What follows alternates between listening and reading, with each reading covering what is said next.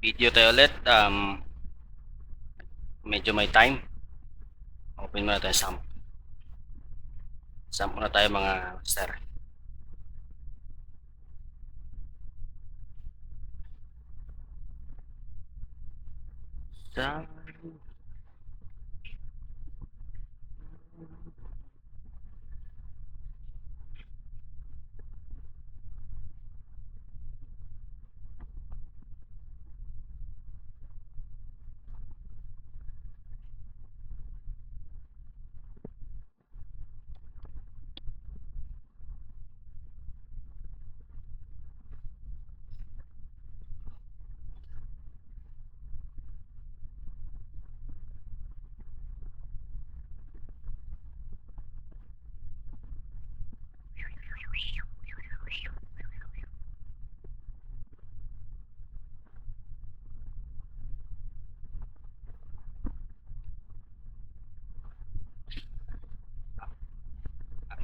Access natin yung local sum ko na ginawa. So ang video natin tungkol po sa kung paano gumawa ng WordPress child theme. Ang purpose po ng WordPress child theme ay para po hindi siya maapektuhan yung parent theme. Kung kikita ninyo, ito yung parent theme. Gagawin po natin ng child theme kasi pag nag-update ito, lahat ng changes mo ay mawawala. So yun ang purpose natin. So access mo natin yung stamp natin.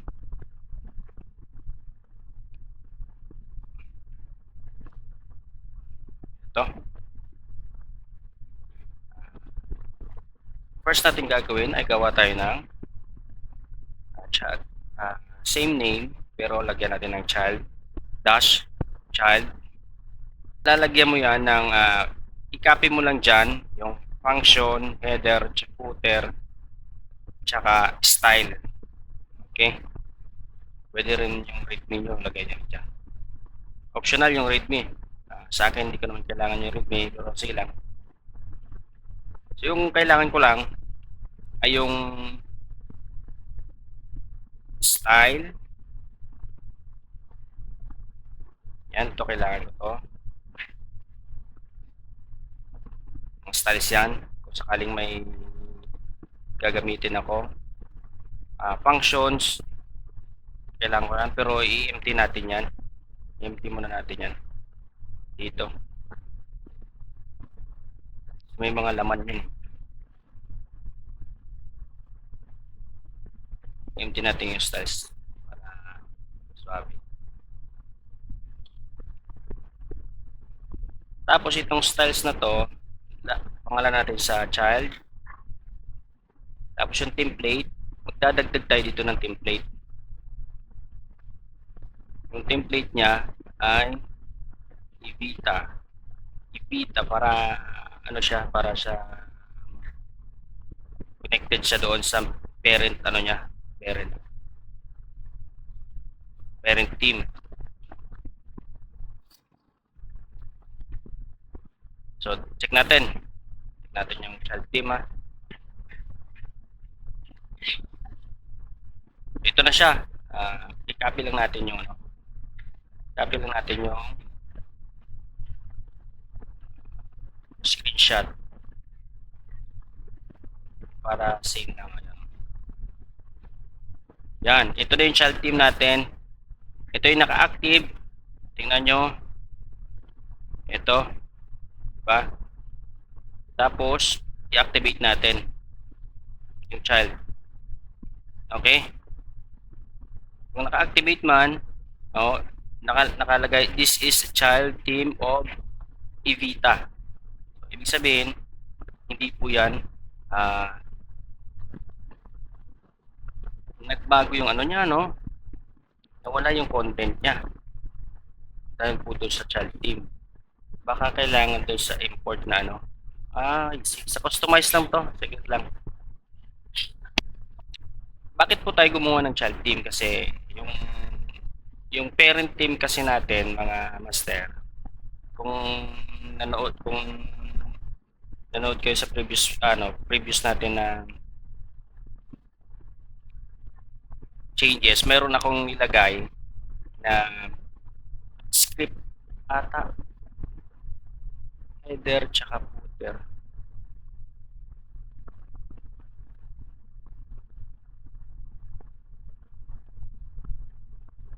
Hindi. Sa ano pala yun? Sa aking domain ko pala yung nilagay.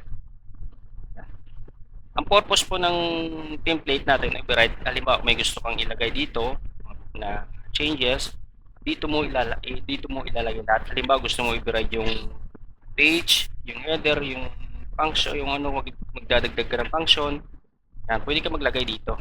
Okay? Kung gusto mong maglagay ng extra styles, pwede mo idagdag dito. So, titingnan natin bakit nawala yung content. Dahil po ata dun sa ano niya, sa slot ng team, kasi kailangan mo talagang ano yun eh. Nawala rin yung ano niya, nawala rin yung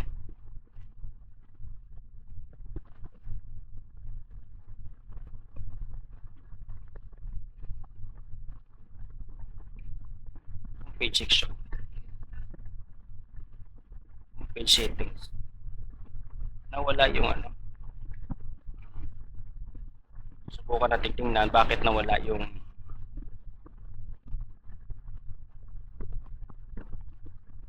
in-import nila.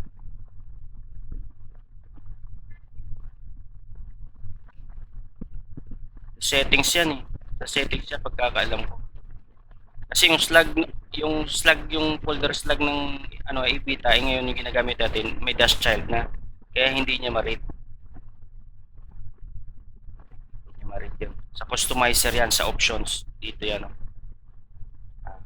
Subukan nating hanapin. Naga.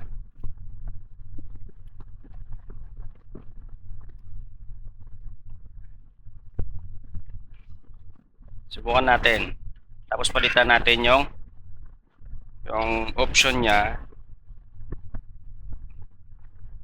Search natin.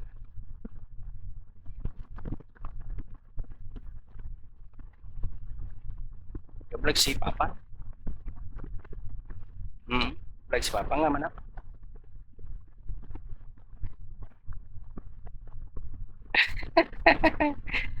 Eto.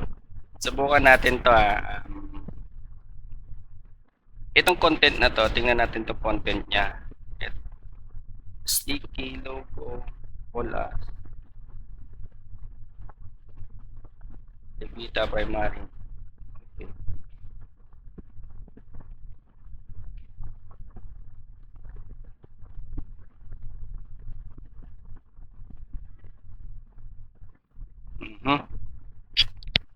Widgets.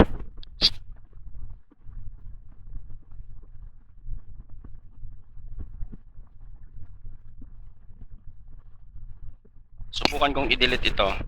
I-delete ito tapos lagyan ko ito, ibahin ko. Yan.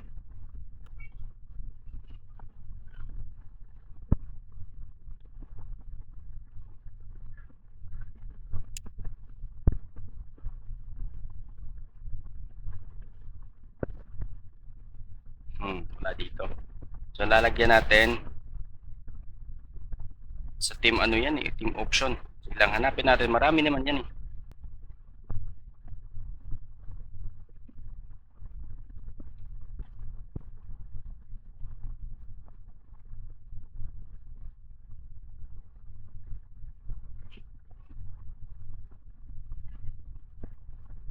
Template, Ibita.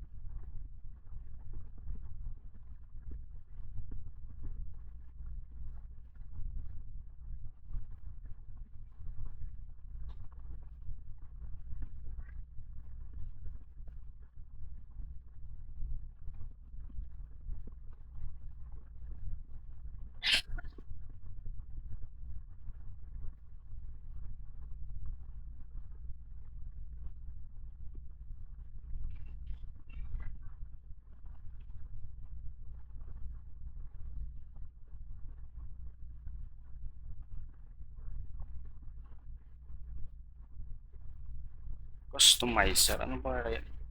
Wait lang. File.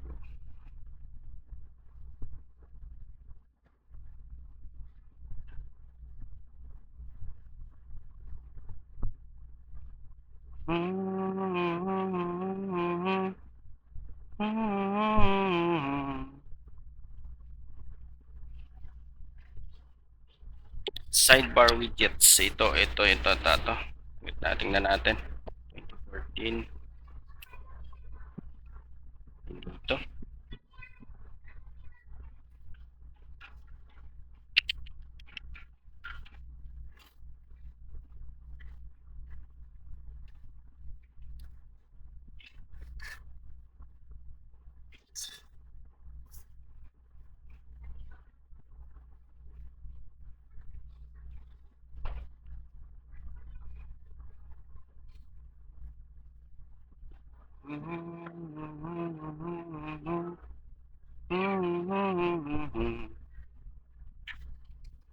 Nawala siya, nawala.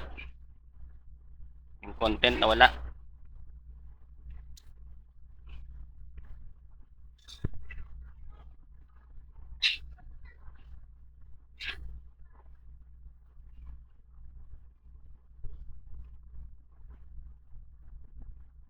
Homepage. See, wala content.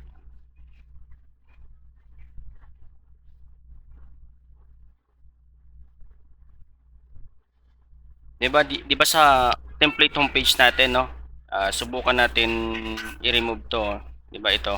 Meron ganito kasi. Ito. Subukan natin i-remove. Para ma-remove yan, subukan nating i-override itong template niya sa child team.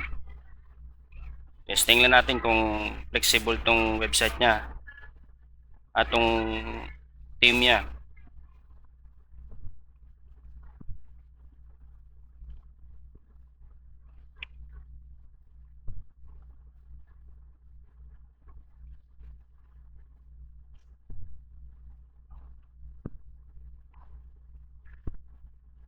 Yan o, remove natin. Hindi natin kailangan to sa homepage eh. Oo, na-remove nga. So, na-remove siya, no? Yung problem,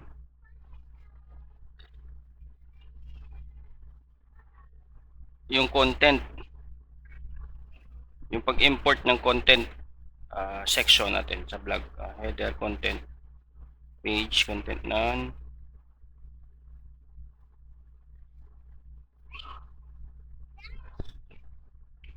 Yes lang nga.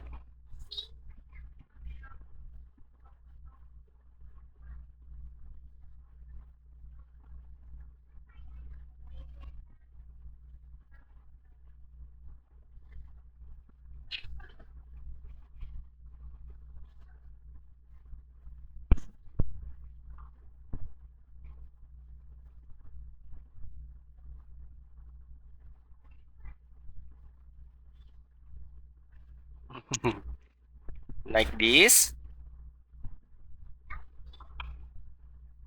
So, mukhang hindi supported. Hindi supported yung... So, testing natin. Tingnan natin yung ano. Hirap pa hanapin yung ano niya.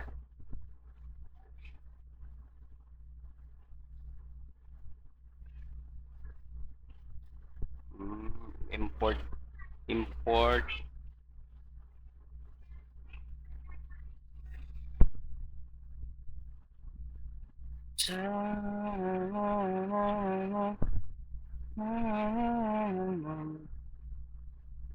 Nawala talaga yung content niya. As in, nawala.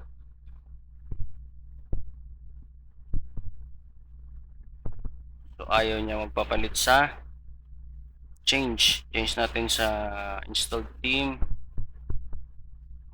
So, successful naman yung ano, yung update natin. Yung paglagay natin ng child theme, ang problem, yung pag-import ng yung demo natin, wala. Hindi siya na ano, hindi siya na oh.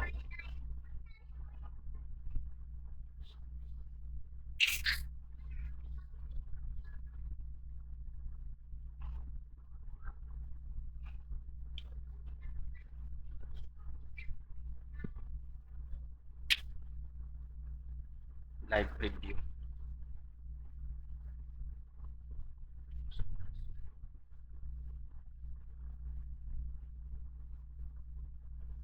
Front page section. Na-restore siya kapag